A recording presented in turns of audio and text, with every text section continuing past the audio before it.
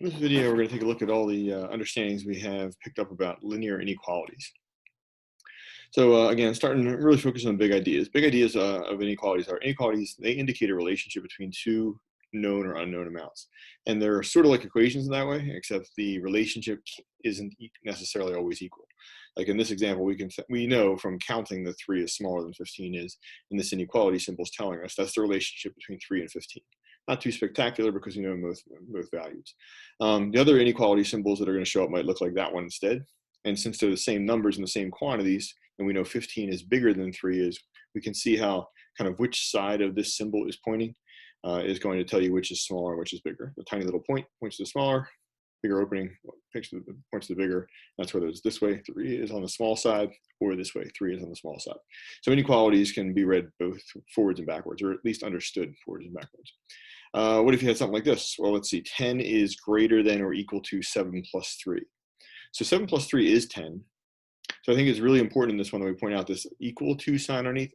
It allows the left side to be equal to the right side.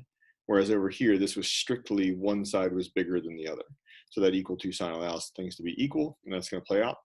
And when these inequalities contain variables, we can figure out lots and lots of values for the variable to make this thing true. So 10 is greater than some number I'm thinking of plus 3. There's a lot of numbers I could think of. Like I could think of, well, tons of them. We'll take a look at them in a second.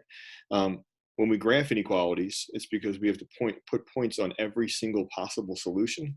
Sometimes those graphs are going to be a collection of points, and sometimes they look like a little bit more, but we're going to put a point on every single number that makes it true. So back to our expression here. 10 is bigger than what I'm thinking of plus 3. Well, there's a number line. I see some numbers on there. There's numbers in between those numbers. One number I can think of that I see on the number line that would make this thing true is 0. 0 plus 3 is only 3. So 10 would be bigger than 0 plus 3. So we should put a point on the number line somewhere at 0 and let them know 0 is one of our solutions. But that's not the only solution to this thing. That's just one of many. Like, for example, 2. 2 is another number that makes this thing true in the place of x. 2 plus 3 is less than 10 is. So we should put a point on 2 also. And we should put a point on 5 because 5 plus 3 is less than 10. And if we're getting tired of doing that, we should probably now switch gears to, we don't look at this and guess and check. We don't do that a lot in algebra. What we tend to do is we try to use inverse operations to solve. And this is going to act very much like an equation. It's when they contain variables, we can use inverse operations to find all the values of x, not just these ones that are coming to our mind. So if we subtract 3 from both sides to get rid of the plus 3, we get this inequality that says 7 is larger than the numbers we're talking about. And 7 is larger than each of these. I'm going to read that a different way. I like it better this way. X is smaller than 7 is. Every number we're talking about needs to stay smaller than 7. So saying it that way, yeah, these numbers are smaller than 7, and 7's on the number line right around here. So we should probably, every single number that's on this side of 7 probably deserves to be shaded in, and that's why you see things that look like that. So the note down here, we shade or use an arrow to show all the points, not just those whole number points, not just the whole numbers in between, but also fractions and decimals.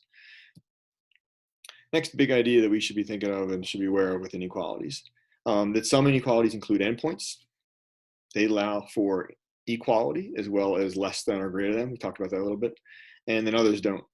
So if we wrote an inequality that represented something like this, we should be thinking of, we have to think about which is bigger, but we also think about, is the endpoint included? Are we allowed to have equals? So if someone says there are fewer than $50 in his Venmo account, I don't think we can include 50 there because they're saying it's fewer than 50. So I'm going to see an inequality that has a variable in it to represent what's in his account because we still don't know. And we're going to have an inequality that says that that thing we don't know, that variable, is smaller than 50, strictly smaller than 50. So that's a good way to write that. And if we wanted to draw a picture of that, what we should do is we should at least indicate on a number line where 50 is, and maybe you want some more context around there. And then you want to think about all the values that make this thing true and make sure you put dots on here. And once you start figuring out which side of the number line has all your solutions, we'll probably shade. So 40 would be a solution, and 30 would be a solution, and 20 would be a solution. And then 45 would be a solution. And we can get even more money in the account and still be telling the truth, like 46 or 47. And it's hard to tell. I might be at 49. but we couldn't put a dot right on 50. But we should get as close to 50 as possible. So the notation that we've used for that is this. You put an open circle on 50. And what that means is go ahead, get as close to 50 as you want, but we're leaving this thing open so everyone knows there's no dot on 50. 50 is not included, but just everything that came right up against it, 49.99 and things like that. And then all those points over there. So that's the difference between that open circle and closed circle.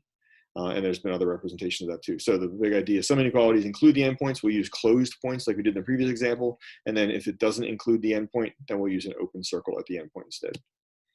One last inequality. Inequalities are solved a lot like equations with one exception. So you already saw that we could solve these things with inverse operations. So they're going to be solved a lot like equations, but let's keep an eye out for the one exception. So if we thought about this thing as a relationship, maybe if this had been an equal sign, we have our plan for how we would solve this from our previous work.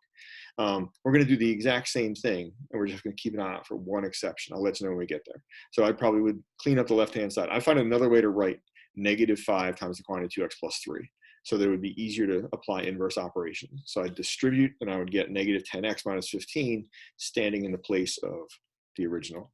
Okay, but if this is less than or equal to -45, then this same thing written differently is going to be less than or equal to -45. So I like that so far. Next, if the left side is smaller than the right side, or maybe equal to, and I want to get x by itself, I probably want to eliminate this, but if I add 15 to the left side, to guarantee that there's still the same relationship between them, we should add 15 to the other side. So that's that balanced inverse operations, still tried and true. Now we need to figure out how we're going to get rid of this times -10, and that's where the exception comes in. Subtly, and we played with this during activity during class, if we ever multiplied or divided two numbers by a negative, the relationship between them changed. Whichever one had been bigger becomes smaller and vice versa. That's if you multiply or divide both quantities by a negative. So in this case, since we'd be dividing both sides by a -10, when we divide by a negative, the relationship will reverse. So I would show that I would divide by -10, and as I go to write my new inequality, I'd make sure that I reverse that inequality symbol. So what's left on this side, x, is now actually greater than or equal to what's left on the side 3. And then we can proceed the graph. Find out where we want to call 3 on the number line. Think about whether it's going to be a solid dot or an open dot. And points included, so it's going to be a solid dot. And then where are all my solutions? Every number is larger than 3 is, so that side of the number line is going to be to the right. And that's the end of our inequality work. Next thing you'll do is a little practice set where you get to work on more problems like that.